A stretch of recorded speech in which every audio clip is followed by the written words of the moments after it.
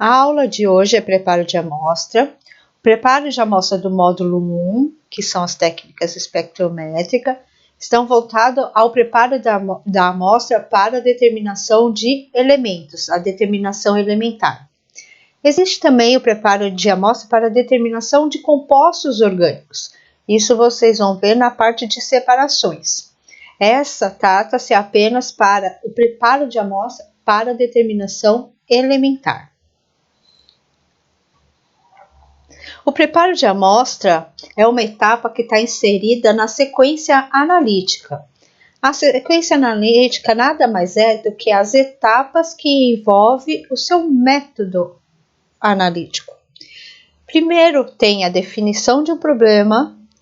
Com relação ao problema que você tem que enfrentar, tem a escolha do método, a técnica analítica. Qual é o detector mais apropriado para a resolução do seu problema?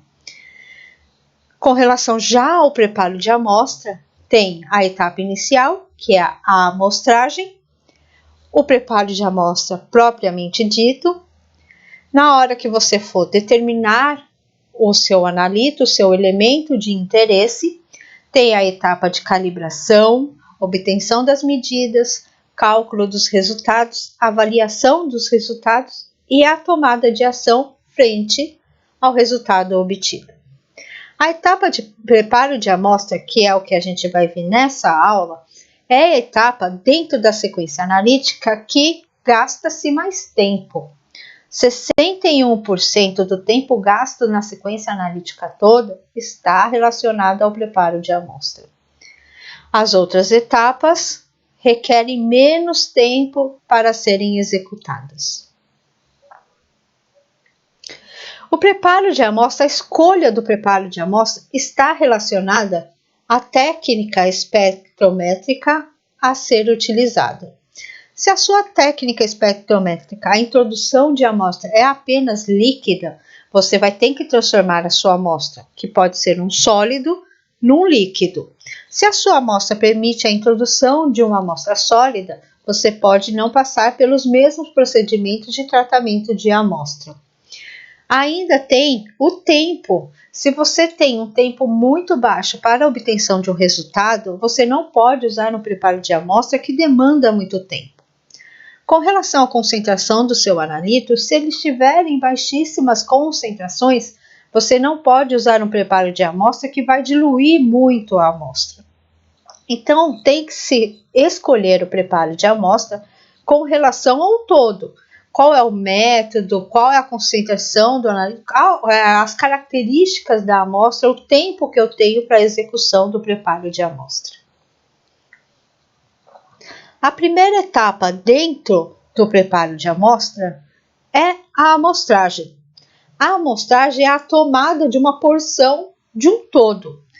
Você tem uma amostra, você vai tomar uma porção dessa amostra e essa porção tomada, ela tem que ser representativa desse todo. Como, por exemplo, você pode ver aqui nessa figura, eu tenho a amostra, o todo, o analito são esses pontinhos em preto.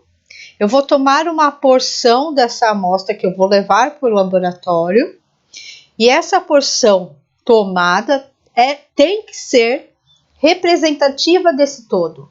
A amostragem é uma etapa que todo mundo enfrenta, porque você não pode levar esse todo para dentro do seu laboratório. Então, você tem que tomar uma porção e essa porção tem que ser representativa. Se você tomar uma porção da amostra muito pequena, você pode não encontrar o seu analito. Veja que nessa porção tomada não tem um pontinho preto. Então, você não vai estar fazendo uma amostragem apropriada, você não vai estar sendo representativa desse todo. Um exemplo de uma das amostragens mais difíceis é a análise de solo.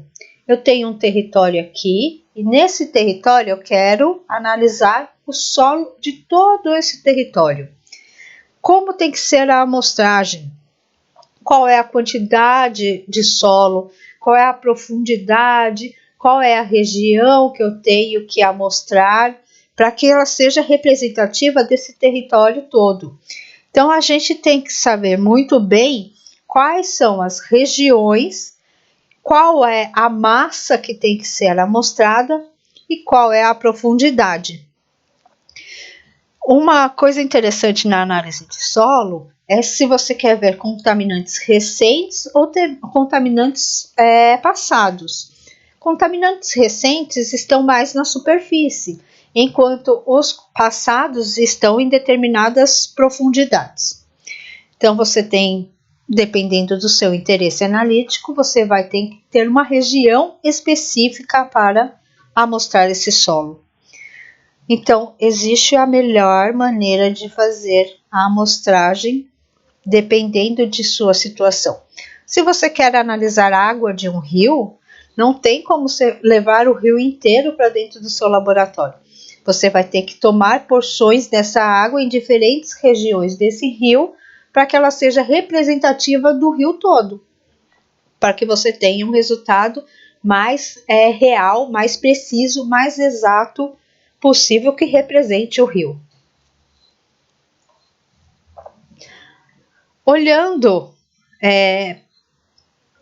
para a definição de amostragem, que ela tem que ser representativa, é a tomada de uma porção que tem que ser representativa de um todo, é evidente que quanto maior a massa amostrada, mais representativa você vai estar desse todo. Eu tenho aqui uma amostra que contém bolinhas amarelas, bolinhas azuis escuras, azul claro e a vermelha. O meu analito de interesse é a bolinha vermelha. Notem que se eu amostrar uma massa grande de amostra, eu vou estar sendo mais representativa desse todo. Só que tem um limite, o limite não é o que comporta o meu laboratório. Eu não posso pegar massas elevadas de amostra e levar para o meu laboratório, porque eu não tenho espaço. Então, eu preciso conseguir amostrar uma massa grande, mas que seja representativa e que não seja toneladas, porque não tem como comportar dentro de um laboratório. O que não dá é eu amostrar baixas massas de amostra de forma a não ter os analitos de interesse, que são as bolinhas vermelhas. Então, essas duas amostragens não estão sendo representativas do todo. Existe uma massa apropriada, geralmente são massas elevadas, para você amostrar e ser representativa de um todo. Falando agora do preparo de amostra, existe inicialmente o tratamento preliminar. O que seria o tratamento preliminar? São as etapas antes da transformação da amostra em uma solução, antes do preparo de amostra propriamente dito. No tratamento preliminar ocorrem as etapas de lavagem, secagem, moagem e pesagem. Pesa-se para levar ao preparo de amostra.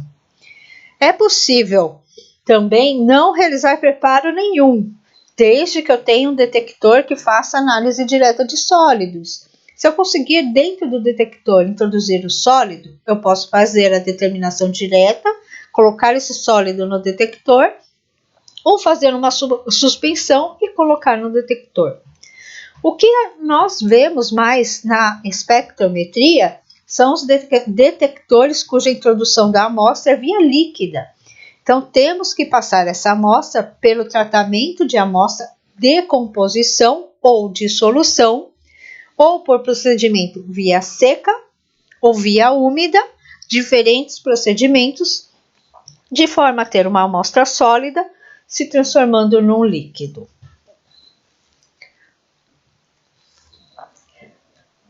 Com relação aos tratamentos preliminares, temos a etapa de lavagem. A etapa de lavagem está muito relacionada ao analito e como esse analito está na amostra. Eu tenho que lavar com alguma coisa, com algum reagente que não promova a lixiviação do analito e nem a contaminação da amostra.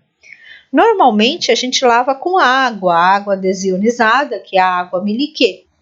Mas, dependendo da finalidade analítica, temos que lavar de uma outra forma. Por exemplo, a análise de cabelo, a gente pode ver contaminação exógena ou endógena. A exógena é mais do ambiente. Se eu quero ver a endógena, eu vou ter que lavar o cabelo de forma a retirar a contaminação exógena. Normalmente, a gente lava o cabelo com acetona para a remoção dos contaminantes exógenos, de forma a ver só os contaminantes endógenos. Com relação à secagem, que é outro tratamento preliminar, existe temperaturas, tempos, massas apropriados para diferentes amostras. Isso já é muito bem estabelecido na literatura. No entanto, tem que tomar muito cuidado com a temperatura escolhida, principalmente com relação à perda de analito. Analitos voláteis podem ser perdidos na etapa de secagem. Além disso, a temperatura de secagem pode promover a alteração da matriz, da amostra, fazendo com que você perca as características da amostra. E o procedimento de secagem pode também promover a contaminação. Como é um sistema aberto, que você coloca em estufa, que você coloca em sistema de liofilização, contaminações nessa etapa são muito frequentes. Um dos tratamentos preliminares mais importantes é a moagem. A moagem é a diminuição da partícula. Na diminuição da partícula, você tem o aumento da área superficial, que faz com que a interação com os reagentes que vão promover a decomposição, a dissolução, seja mais efetiva e mais rápida. Além disso, a moagem aumenta a homogeneidade da amostra. Veja nessa figura. Eu tenho essa massa que tem esse elevado tamanho de partícula, que são as bolinhas azuis e vermelhas. A porção amostrada dessa amostra é o quadradinho. Dependendo da região amostrada, eu vou ter bolinhas vermelhas, só bolinhas vermelhas e azuis, e bolinhas azuis e vermelha, e um pouquinho de vermelho. Se eu faço a moagem, por qualquer procedimento de moagem, eu aumento a homogeneidade da amostra. Por quê? Eu diminuo o tamanho de partícula. Veja as partículas diminuindo. Qualquer porção tomada, que é representada pelo quadradinho, vai conter as bolinhas azuis e vermelhas. Então, a moagem é uma das etapas de tratamento preliminar mais importante. E ela é uma das mais importantes na análise direta de sólidos, porque na análise direta de sólidos introduz no equipamento baixíssima massa de amostra. Então, se baixa massa de amostra tende a ter maior heterogeneidade, a moagem vai evitar isso.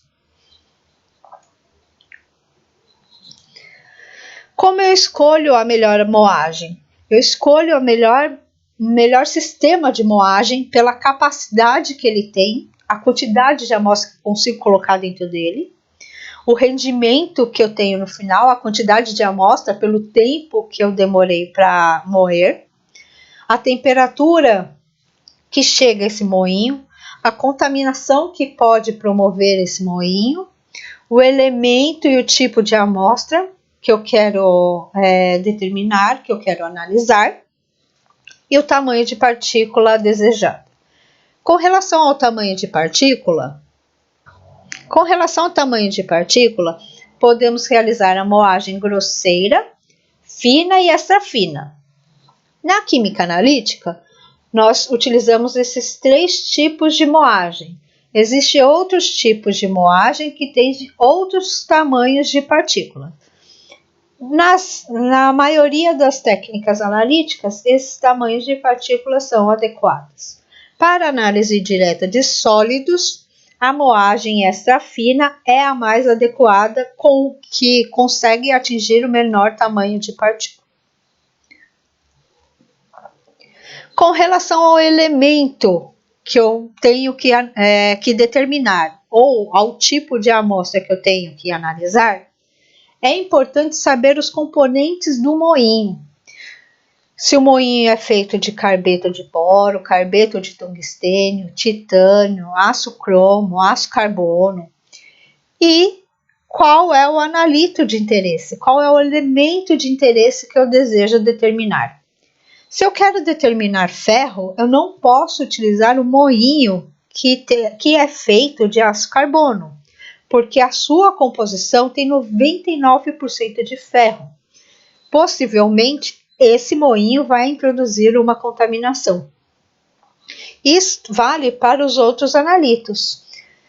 Dependendo do seu analito, tem que se saber a composição do moinho para entender se vai haver ou não contaminação. Existem diferentes tipos de moinhos que executam diferentes moagens. No caso da moagem grosseira, podemos utilizar um liquidificador, um processador de alimento ou um moinho de facas. Todos funcionam da mesma maneira. Você tem uma faca, uma lâmina que vai interagir com a sua amostra, diminuindo o tamanho de partícula. Veja nesse moinho de facas. As facas vão cortando a amostra, diminuindo o tamanho de partícula. Ocorre atrito entre as peças do moinho e a amostra. Esse atrito promove aquecimento, que você pode perder principalmente elementos voláteis. Além disso, pode ocorrer a contaminação da sua amostra, principalmente pela degradação dos componentes do moinho. Na moagem fina, eu posso utilizar um moinho de disco. São vários discos que ficam rodando, que vai diminuir o tamanho de partícula, ou utilizar um almofarize pistilo, que é o que geralmente a gente utiliza para a pesquisa e para a moagem de diversas amostras. Continua havendo o atrito entre as peças e a amostra, ocorre um aquecimento, posso perder analitos voláteis, posso introduzir contaminação, seja por degradação dos componentes do moinho ou a manipulação ao ambiente externo, principalmente no caso do almofarize pistilo. Com relação à possibilidade de fazer a moagem extra fina, posso utilizar um moinho de bolas ou um moinho criogênico, como destacado nessas duas figuras. Esse é o moinho criogênico. Esse é um aparato que a gente coloca dentro do moinho criogênico para ver a moagem da amostra. O moinho de bola é uma bola grande. Dentro dessa bola você coloca a amostra e várias bolinhas. Essa bola grande começa a girar, as bolinhas de dentro começam a se movimentar, interage com a amostra, tem atrito entre as bolinhas e a amostra. Então, eu tenho um aquecimento no moinho de bolas, que promovem a formação das menores partículas. Ele é muito indicado, principalmente quando eu tenho alta quantidade de amostra para moer, principalmente quando comparado ao moinho criogênico. Aqui eu consigo colocar quilos de amostra para moer de uma vez, e aqui eu consigo colocar gramas de amostra para moer. Como funciona o moinho criogênico? Dentro da química analítica, ele é um dos mais utilizados, dentro da pesquisa de química analítica. Na indústria, não se utiliza tanto, principalmente pela limitação da quantidade de amostra, da capacidade do moinho. Por que ele tem essa baixa capacidade? Porque eu tenho esse tubo de policarbonato, essas duas tampas de aço inoxidável, coloco dentro desse tubo a amostra que está destacada em verde, junto com uma barra magnética. Coloco esse tubo no interior de uma bobina de indução. Vou aplicar um campo magnético oscilante que vai fazer com que essa barra magnética se movimente de um lado para o outro. Além disso, a amostra vai estar congelada, porque dentro desse moinho criogênico tem nitrogênio líquido, que atinge a temperatura de menos 198 graus Celsius. Então, logo que eu mergulho esse aparato dentro do moinho, já ocorre o congelamento da amostra. Aplico o campo, a barra magnética começa a se movimentar, interage com a amostra, diminuindo o tamanho de partícula e conseguindo assim uma moagem extra fina.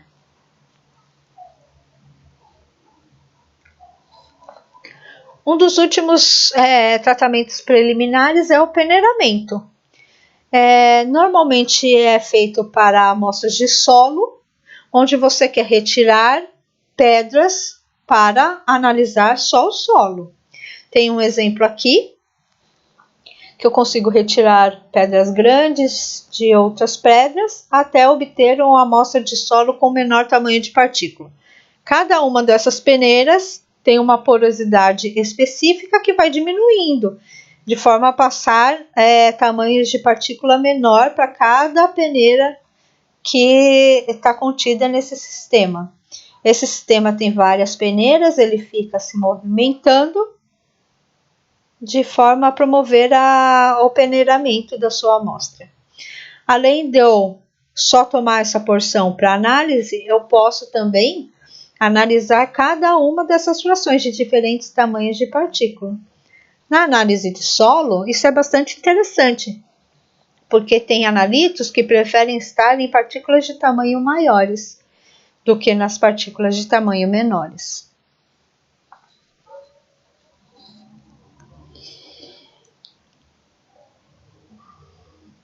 Agora a gente já fez a melhor amostragem, já lavamos, já secamos, já moemos, já avaliamos se há ou não a necessidade de peneirar essa amostra sólida. Um dos tratamentos preliminares que eu não coloquei aqui, mas também é muito importante, é a estocagem. Se você tiver que estocar a amostra, preciso saber se vai ser em geladeira, se vai ser em freezer, se você pode deixar a temperatura ambiente. Dependendo do analito, há diferentes situações de estocagem.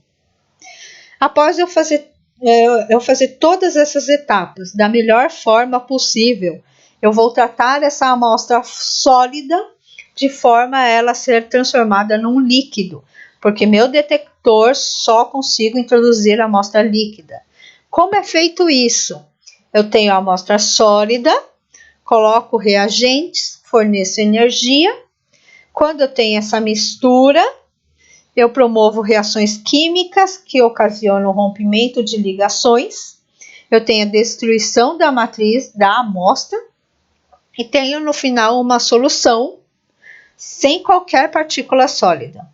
Neste caso, eu fiz a solubilização total. Caso eu tenha alguma coisa sólido no final e que não tenho problema de ter esse sólido, eu faço uma filtração, removo esse sólido e introduzo a parte líquida no detector. Eu faço assim uma solubilização parcial. No entanto, é sempre necessário avaliar se naquele resíduo sólido que você descartou não tem nenhum analito de interesse. A solubilização parcial só é válida quando você prova que naquele resíduo não tem nada. Esses tratamentos de amostra podem ser feitos via seca ou via úmida. Via seca, eu não utilizo reagentes líquidos. Pode ser gasoso, no caso ar ou oxigênio puro, ou reagentes sólidos. Existem diferentes procedimentos via seca, que eu não detalho aqui, mas tem uma disciplina de preparo de amostra, onde a gente aborda cada um desses. Há também literatura que eu posso indicar para quem tiver interesse.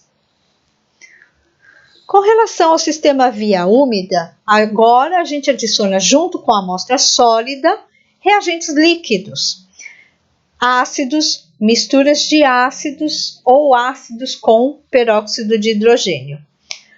Na decomposição via úmida tem algumas vantagens. Eu utilizo menor temperatura, não é um ambiente com temperatura tão elevada, e eu tenho menor perda dos analitos voláteis, principalmente se eu utilizar um sistema fechado.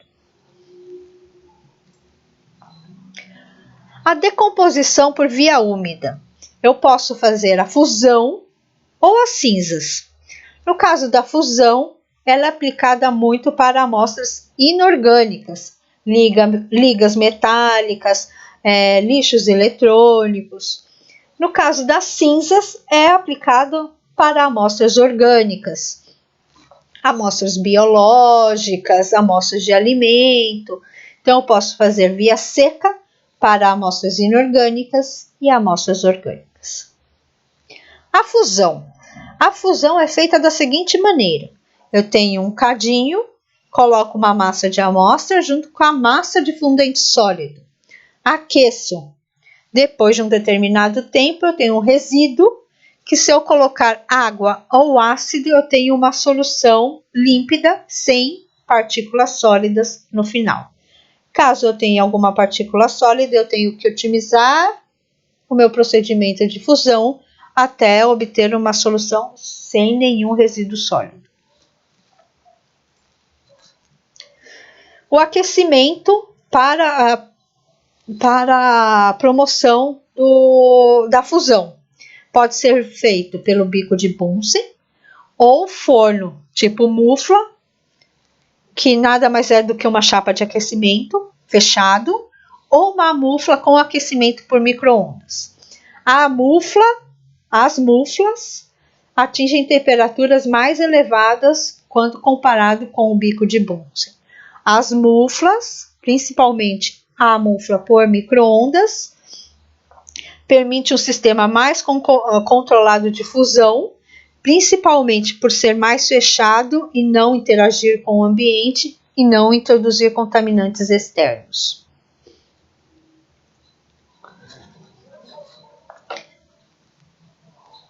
Algo muito importante na fusão é a escolha do cadinho. O cadinho tem diversos tipos de cadinho e a escolha tem que ser feita em função da temperatura que se vai aplicar. Se você vai utilizar 1000 graus Celsius, você não pode utilizar um cadinho de vidro, porque ele aguenta até 500 graus Celsius. Então, a temperatura do procedimento de fusão vai determinar qual é o melhor cadinho. É preciso também saber a composição desse cadinho, para não haver nenhuma interação, nenhuma contaminação da amostra. Nessa tabela está apresentado alguns fundentes que são mais utilizados no procedimento de fusão. Esses fundentes são apropriados para diferentes tipos de amostras inorgânicas. O mais utilizado é o carbonato de sódio. O que tem que saber na escolha do fundente é qual a temperatura que tem que ser aplicada. A temperatura de fusão tem que ser pelo menos a temperatura de fusão do fundente. Você precisa promover a fusão do fundente para ocorrer a reação, para ocorrer a dissolução, a decomposição da sua matriz da amostra inorgânica. Então, se você escolheu o carbonato de sódio, você precisa aplicar 851 graus Celsius, pelo menos, na temperatura de fusão, porque ele tem que fundir para promover as reações químicas. Um exemplo de fusão e aplicação do carbonato de sódio, que é um dos fundentes mais utilizados, está apresentado nesse slide. Eu tenho uma amostra inorgânica, óxido de silício. Quero determinar alguns elementos de interesse nessa matriz ou quero determinar o silício nesse óxido de silício. É uma matriz inorgânica de difícil dissolução que normalmente é feita por fusão. Eu utilizo o carbonato, aplico a temperatura de fusão do carbonato de sódio, 851 graus Celsius. Eu já aplicaria uma temperatura maior, porque funde e garante que ele está fundido. Aplica essa temperatura, aquece o sistema, produz o carbonato. Esse carbonato se decompõe a CO2 e O2-. Esse O2- reage com a matriz óxido de silício, formando silicato.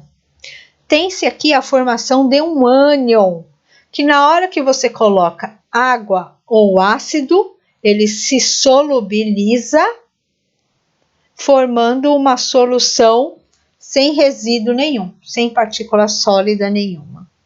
Então, eu tenho aqui a função do fundente, que é produzir um reagente que vai doar elétrons à sua matriz. O fundente também pode ter a função de retirar os elétrons da sua matriz, de forma a formar um cátion no final. Esse cátion, na hora de colocar água ou ácido diluído, vai formar também a solução. Mas nesse caso aqui, tem-se um reagente que doa elétrons para a matriz, formando um ânion solúvel em água ou em ácido. Esse reagente que doa elétron é uma base de Lewis, portanto, o fundente tem a função de produzir uma base ou um ácido de Lewis capaz de produzir um cátion ou um ânion no final que seja solúvel em água ou em ácido, a ter uma solução, então, límpida, sem nenhum resíduo. A fusão pode ser aplicada para diferentes amostras, diferentes e diversas amostras. Existe procedimentos de fusão para todas essas diferentes amostras. Melhor fundente, melhor cadinho, melhor temperatura, melhor tempo, melhor massa de amostra para diversas amostras inorgânicas. Com relação às cinzas, cinza aplicada para amostras orgânicas. Você coloca uma porção da amostra aqui no seu cadinho, também no cadinho. Essa amostra está em contato com o ar ou oxigênio puro, que você pode introduzir no sistema, aquece, promove a combustão da matéria orgânica, produzindo assim CO2 e água, que são eliminados do sistema. O sistema é aberto, aquece, elimina o CO2 e água, elimina a matriz orgânica, resta no final o que a gente chama de resíduo inorgânico. Esse resíduo inorgânico, na hora que você põe em contato com água ou ácido diluído, você tem a produção de uma solução sem resíduo nenhum. Problemas do procedimento de cinzas. Aplica-se uma alta temperatura, então você pode perder elementos por volatilização. Mesmo com essa alta temperatura, o procedimento de cinzas tem uma baixa eficiência de decomposição. No final, você tem resíduos sólidos aqui, fazendo com que você volte aqui e comece a trabalhar com a massa de amostra, com o tempo e a temperatura para a melhor combustão da matéria orgânica.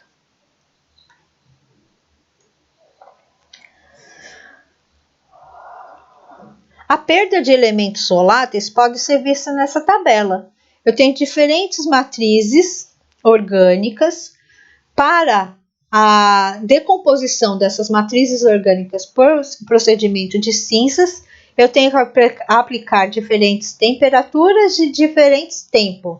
Uma outra desvantagem do sistema aberto, por cinzas, é o alto tempo para a decomposição.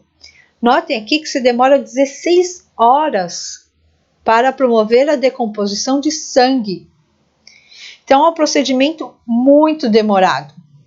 Como é um procedimento aberto, com alto tempo, alta temperatura, elementos voláteis são perdidos. No caso do arsênio, perde-se 35%. Tem alguns elementos que não são voláteis, cuja perda é insignificante. Mas elementos mais voláteis se começa a perder. Então, o procedimento de cinza aberto, ele é inadequado para elementos voláteis.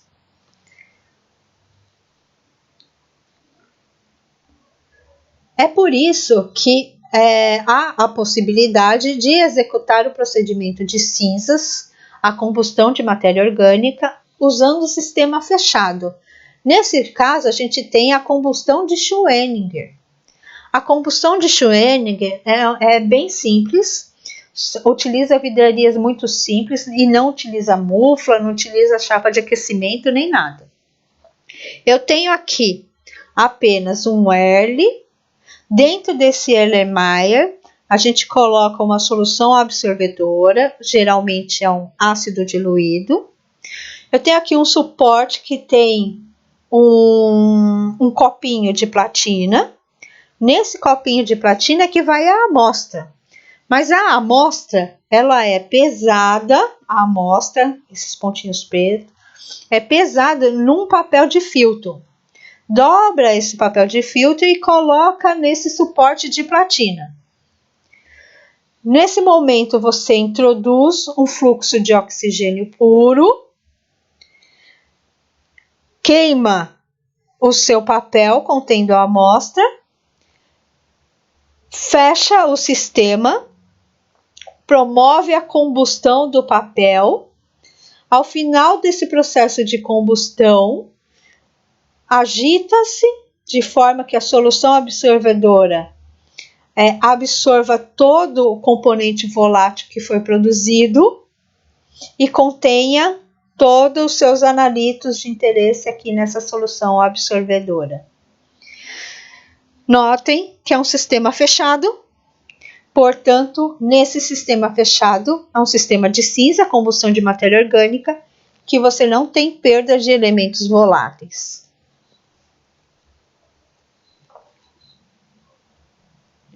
Com relação ao sistema de combustão de Schwenninger, o que deve ser avaliado é o volume do Erlenmeyer, que é de vidro de borosilicato.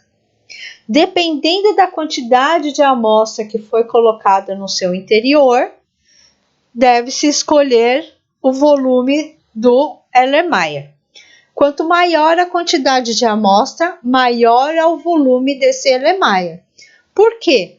Maior quantidade de amostra, maior geração de vapor.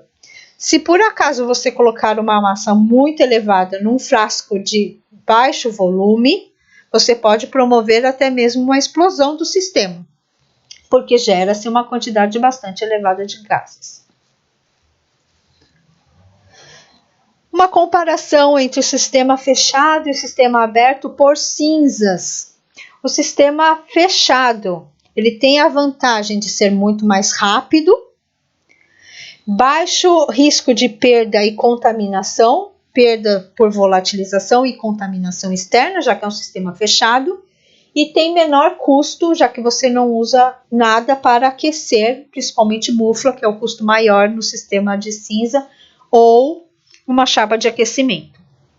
Algumas limitações do sistema fechado é que a oxidação, a combustão geralmente é incompleta, resta-se muita fuligem da queima do papel, e se a amostra tiver alta umidade, você não consegue nem queimar, então você tem que fazer uma eficiente secagem, de forma a ter uma umidade inferior a 3%, para garantir a eficiente queima do papel.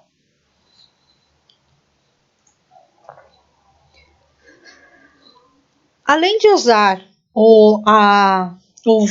a combustão no frasco de Schwenninger, naquele Erle de vidro de borosilicato, pode-se usar uma bomba de combustão. Atualmente, a decomposição via seca o que vem sendo feito é a decomposição em bombas de combustão. Essa bomba de combustão, ela é uma bomba, ela é um frasco, que a gente chama de bomba, totalmente de aço inoxidável, paredes grossas. No interior desse frasco a gente coloca a solução absorvedora. Eu tenho um copinho, onde a gente coloca a massa de amostra. A amostra agora já nem vai com papel, porque o aquecimento e a combustão dessa amostra é promovida pelos eletrodos, aplica uma diferença de potencial que vai aquecer a amostra e dar ignição, introduz oxigênio para alimentar a combustão, e você tem um recipiente fechado que aguenta uma pressão interna muito maior. Você pode utilizar uma massa maior de amostra e fazer uma eficiente decomposição da amostra, principalmente que você nem coloca a amostra na presença do papel de filtro.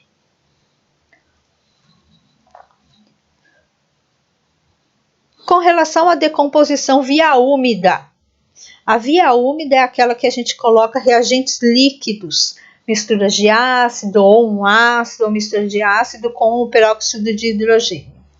Eu posso fazer também sistema aberto, que é a pressão atmosférica, ou sistema fechado, que é o sistema pressurizado, ou aquele que trabalha a alta pressão. Tanto via sistema aberto quanto fechado, aplico para diferentes amostras, orgânicas ou inorgânicas. O aquecimento é feito tanto por condução, que é a chapa de aquecimento, ou por micro-ondas, que é o mais utilizado atualmente. Existem diferentes procedimentos de decomposição ou dissolução via úmida. Não vou detalhar todos aqui. A gente trabalha muito eles na disciplina de preparo de amostra. Quem tiver interesse em algum desses pode me perguntar, que eu dou mais detalhes. Os reagentes líquidos que a gente introduz junto com a amostra são geralmente ácidos concentrados, que apresentam uma característica. Qual característica? Pode ser força do ácido, ponto de ebulição, poder oxidante, poder complexante, a solubilidade dos seus sais no final, a pureza ou a facilidade de purificação e a facilidade e a segurança na manipulação. Aqui estão apresentados os ácidos mais utilizados. O de maior periculosidade é o ácido perclórico, que não é tão utilizado para digestão, principalmente para aqueles que desenvolvem procedimentos de preparo de amostra. O HF é utilizado principalmente em matrizes que têm alto teor de óxido de silício. Esses outros ácidos têm diferentes características, sendo o mais utilizado o ácido nítrico, principalmente para a decomposição de matéria orgânica. Ele é o mais apropriado. O ácido sulfúrico também tem um alto poder oxidante, tem uma maior temperatura de ebulição. No entanto, a manipulação dele não é tão fácil. O ácido clorídrico, ele tem a característica de ser complexante. Então, se seu analito complexar facilmente, ele é um ótimo reagente a ser utilizado. Mas se você quer uma decomposição, o ácido nítrico é o mais apropriado e é o mais utilizado. Ele, combinado com o peróxido de hidrogênio, faz com que a gente consiga decompor diversas amostras, principalmente orgânicas. O ácido nítrico, como eu disse para vocês, é muito utilizado principalmente para decomposição de matéria orgânica. Ele tem alto poder oxidante, tem uma temperatura de ebulição alta, mas não tão alta quanto comparada ao ácido sulfúrico. Ele é fácil de manusear, fácil de purificar. A gente pode comprar o ácido nítrico não tão puro e conseguir um sistema de purificação que tem um custo que não é elevado e conseguir produzir um ácido nítrico de alta pureza. Além disso, no final da digestão, nós temos nitrato dos seus analitos, e todos os nitratos são solúveis em meio de água ou em meio de ácido diluído. Tem a reação aqui de decomposição de uma matéria orgânica, de uma matriz orgânica, gerando CO2 e água e óxido nitroso, além dos seus analitos, dos nitratos dos seus analitos. A gente percebe que a reação está acontecendo ou que está começando com ácido nítrico quando há a formação desse óxido nitrosos, que são percebidos por esse vapor marrom. Então, a gente já nota que está ocorrendo a reação de decomposição da matriz orgânica.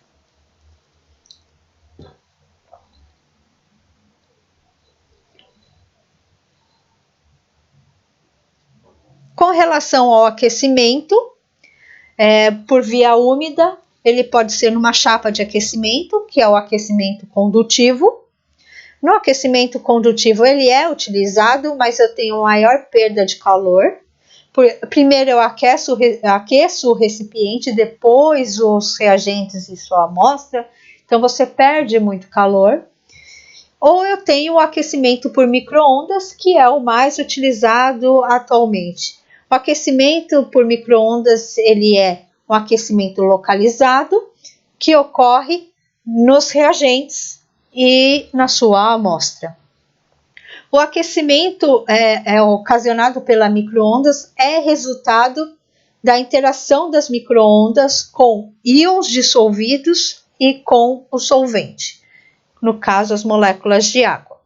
Então, o aquecimento pela presença dos íons dissolvidos ocorre devido à migração desses íons. A presença do solvente aquece com a aplicação das micro-ondas pela rotação de dipolos. Com relação à migração iônica, temos aqui os íons dissolvidos. Quando aplica-se a micro-ondas, gera-se um campo magnético oscilante. Esse campo magnético oscilante faz as movimentações dos íons. Essa movimentação do íon é oscilante de forma a haver choque entre os íons, promovendo assim o aquecimento. Com relação à rotação de dipolo, eu tenho a molécula de água, que tem momento de dipolo. As ondas eletromagnéticas criadas pela micro-ondas faz com que as moléculas de água se orientem ou se desorganizem. Essa movimentação das moléculas de água promove o aquecimento por micro-ondas. Esse é um forno de micro-ondas, onde eu tenho aqui frascos de reação, que são aquelas bombas de teflon, que eu coloco a amostra e a mistura de ácido. Tem um rotor que faz com que as bombas fiquem girando. O magnetron produz as micro-ondas, que são guiadas por uma parede espelhada e distribuídas também por uma parede espelhada, e chega até o vaso e chega até os reagentes e a amostra. No sistema de decomposição em sistema fechado, tem muitas vantagens. Pelo fato dele ser um sistema pressurizado, faz com que, primeiro, eu consiga trabalhar em uma temperatura acima do ponto de ebulição à pressão atmosférica. Veja aqui nessa tabela. Eu tenho, por exemplo, o ácido nítrico. A temperatura de ebulição dele é de 120 graus Celsius, a pressão atmosférica. A partir do momento que eu consigo trabalhar em sistema pressurizado, em sistema fechado, eu consigo aumentar a temperatura de ebulição desse ácido, consigo então aplicar uma temperatura maior. Além disso, eu tenho, por ele ser fechado, eu não perco elementos por volatilização e por ele ser fechado, eu não introduzo contaminação do ambiente, contaminação externa dentro do meu sistema.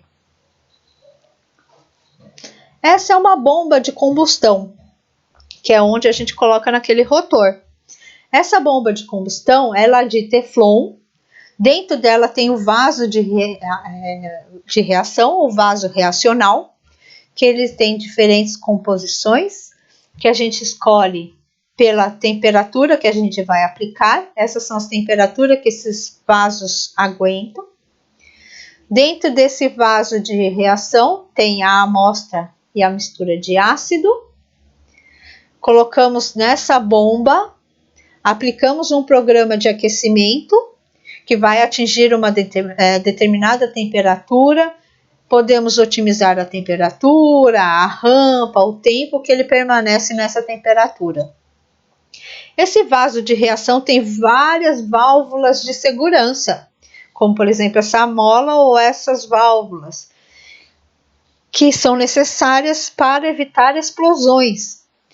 Antes dessa bomba explodir, e se essa bomba explodir, vai causar um problema muito grande, essas válvulas, elas se rompem e o sistema e o forno de micro-ondas acusa que essas válvulas foram rompidas. Então, tem como você controlar qualquer problema que dê durante o seu preparo de amostra. Dentro de considerando um sistema de micro-ondas, essa parte dessas válvulas são os consumíveis que a gente requer a compra mais constantemente e é uma das partes mais caras do sistema todo. Considerando os métodos de decomposição por sistema fechado, ele apresenta vantagens e desvantagens. Considerando as vantagens, eu tenho no sistema fechado maior eficiência de decomposição ou dissolução quando comparado ao sistema aberto, porque eu consigo trabalhar numa temperatura mais alta do que a temperatura de ebulição à pressão atmosférica. Eu tenho menores perdas por volatilização, porque o sistema está fechado, menor contaminação externa e eu uso muito menos reagente, menor volume de ácido, porque eu vou utilizar uma massa menor de amostra. No sistema fechado, eu utilizo massas de 100 a 1000 miligramas. É uma massa pequena, porque a quantidade de vapores gerados durante a decomposição da amostra sólida aquele vaso de decomposição tem que suportar. Então, a massa de amostra é bem menor quando comparado ao sistema aberto. Essa é uma desvantagem, principalmente no caso de você ter uma amostra com baixa concentração do seu analito. Se você tiver baixa concentração do seu analito e você submeter a um procedimento de decomposição, vai ter uma diluição. Você pode, no final, não conseguir detectar o analito dependendo da ferramenta analítica escolhida. Aqui eu tenho fornos de micro-ondas comerciais, vasos, bombas de decomposição. Essas bombas de decomposição são colocadas nesse rotor. É esse rotor que fica girando para interagir homogeneamente com as micro-ondas que são geradas. Tenho vários rotores aqui, vários modelos. Vejam que nesses rotores tem várias posições. É legal, porque você consegue digerir várias amostras numa única rodada. Você vê ainda aqui o programa de aquecimento, que você pode trabalhar a temperatura, o tempo que permanece nessa temperatura e a rampa de aquecimento da amostra. Parece interessante ter vários vasos, um rotor com várias posições, porém, A pressão e a temperatura interna é medida apenas em um dos vasos. Isso significa que em todos os vasos tenho que ter amostras muito semelhantes. São amostras de solo, todos os vasos têm que ter amostras de solo. Se é uma amostra de alimento, um arroz, mesmo que seja de marcas diferentes, todos os vasos têm que ter essa amostra de arroz. Não dá para você digerir uma amostra de solo, uma amostra de arroz, uma amostra de feijão, uma amostra de sangue e assim por diante. Por quê? Você só controla a pressão e a temperatura de um vaso, que a gente chama de vaso sensor. Pode ser que nesse vaso sensor tenha menor pressão, enquanto no vaso do lado que tem uma outra amostra está quase explodindo. Então você tem que ter amostras muito semelhantes em todos os vasos para que você consiga falar que a pressão e a temperatura nos outros vasos que não estão sendo medidas é muito semelhante à do vaso sensor. Com relação ao sistema aberto, ele também apresenta algumas vantagens e desvantagens. Sistema aberto, pressão atmosférica, eu posso trabalhar numa massa maior de amostra. Essa massa maior de amostra é interessante, principalmente se a amostra tem baixa concentração do seu analito. Eu consigo, durante o procedimento, fazer a adição de qualquer reagente, já que o sistema é aberto, e consigo também eliminar qualquer reagente. Por exemplo, se eu coloquei para decomposição o HF e o meu detector tem partes de vidro, eu vou ter que remover esse HF, porque senão ele interage com o meu detector, estraga meu detector. Então eu tenho que retirar esse HF. No sistema aberto eu posso fazer isso, só aumentar a temperatura. Com relação à desvantagem, uso maior massa de amostra, mas que requer maior quantidade de reagentes. Além disso, tenho a limitação de se trabalhar na temperatura de ebulição do reagente. No caso, se eu colocar ácido nítrico, só posso aplicar 120 graus Celsius. No caso de sistema fechado, eu posso até utilizar o ácido nítrico e utilizar uma temperatura de 300 graus Celsius, dependendo do meu vaso, da minha bomba de decomposição. Se ela aguentar uma pressão bastante elevada, eu posso utilizar 300 graus Celsius com ácido nítrico. Um sistema aberto com aquecimento por micro-ondas está mostrado aqui. Eu tenho um vaso de reação onde a gente coloca a amostra e o reagente. Ele é de vidro. Tenho essa parte aqui de cima que é o condensador. Os gases gerados chegam no condensador e retornam para o sistema. O magnetron produz as micro-ondas que são guiadas para interagir com a amostra e os reagentes. Um sistema comercial desse micro-ondas aberto está mostrado aqui. Eu posso digerir 2 ou posso digerir 6. Os gases gerados, se for a reação muito violenta, os gases são coletados, lavados em água, em base, em água e direcionados para a capela. Aqui eu consigo ver a reação acontecendo. Embora seja bastante interessante, esses sistemas já não são tão utilizados, porque o tempo de decomposição é muito maior quando comparado ao sistema fechado. E você também consegue, no sistema fechado, adaptar de forma a ter os mesmos benefícios do sistema aberto. Para terminar, com relação ao preparo de amostra, tem os erros no preparo de amostras que a gente tem que avaliar ao final de estabelecido o melhor procedimento de preparo de amostra. Erros relacionados à contaminação, à perda de elementos ou à decomposição que não foi completa. Com relação à contaminação, a gente pode avaliar, a gente pode excluir as contaminações fazendo o branco analítico. O branco analítico nada mais é do que uma solução que contém todos os reagentes, exceto a amostra. E essa mistura, contendo todos os reagentes, tem que passar por todos os procedimentos que passou a amostra. Se foi colocado uma bomba de combustão e digerido, depois avolumado, tem que passar pelos mesmos procedimentos. Porque você vai conseguir avaliar a contaminação de reagentes, contaminação de vidrarias, contaminação de manipulação e contaminação externa.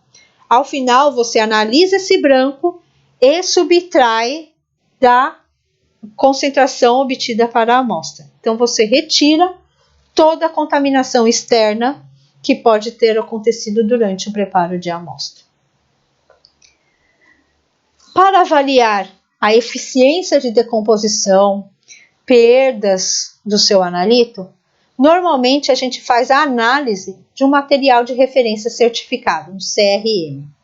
Esses CRM, eles são produzidos por diferentes órgãos. O internacional mais importante é o NIST. No Brasil nós temos o IPT, que produz materiais de referência principalmente de ligas. O NIST é o que tem uma gama maior de amostras de diferentes características.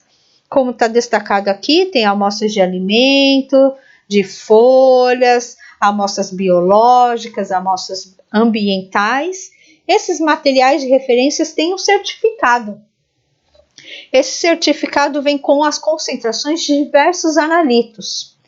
Se você está determinando ferro em espinafre, você fez todo o procedimento de preparo de amostra, pega esse CRM de espinafre, submete aos mesmos procedimentos, compara ao final o valor obtido pelo seu método com o valor certificado, e se for muito próximo, se for igual, você teve uma boa eficiência, você não perdeu o analito durante o preparo de amostra.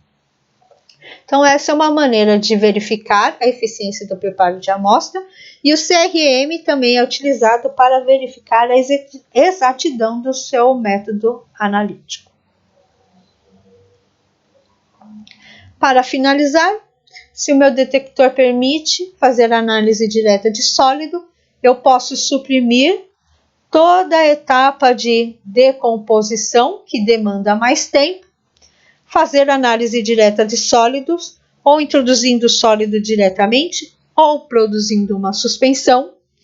O que demanda mais tempo aqui é a etapa de moagem. Como eu já disse para vocês, você precisa de uma moagem extra fina, porque você vai introduzir no equipamento baixíssimas quantidades de amostras. Então, você tem que garantir a homogeneidade. Para finalizar, a bibliografia, os 2 primeiros livros é o que eu mais utilizei para preparo dessa aula. O mais antigo é esse aqui.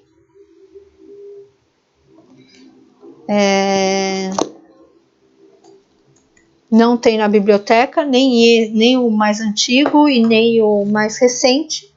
Esse mais recente tem capítulos novos, inclusive o da nossa próxima aula, que é a especiação química. Também não tem na biblioteca, mas quem tiver interesse pode me pedir ou me perguntar, que eu tento responder durante nossa aula ou durante nossas conversas. É isso.